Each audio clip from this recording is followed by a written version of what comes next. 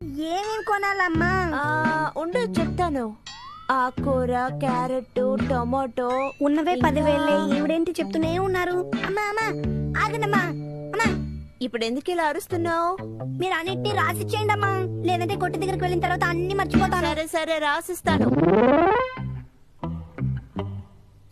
అమ్మా నేను రాస్తాను. నాకివ్వండి. ఇదిగో రాయ్. చెప్తాను రాయ్. ఆకుకూర, టొమాటో, క్యారెట్, ముల్లంగి. అమ్మా కాయగూరలు ఎలా అమ్మా రాయాలి? ఇదివ్వు నేను రాస్తాను. ఆకుకూర, క్యారెట్, టొమాటో ఇంకా క్యాప్సికం. అమ్మా అది నాకు నచ్చదు కదమ్మా. ఈ రోజు క్యాప్సికం తో క్యాప్సికం రైస్ శాండ్విచ్ చేద్దాం. వెళ్ళి తీసుకురా. అమ్మా ఆ? ఎందుకమ్మా? నాకు నచ్చినదే మీరు ఎప్పుడు చూసినా వండుతారు. చాలా రుచిగా ఉంటుంది, అందుకే అది వండుతాను షించాన్.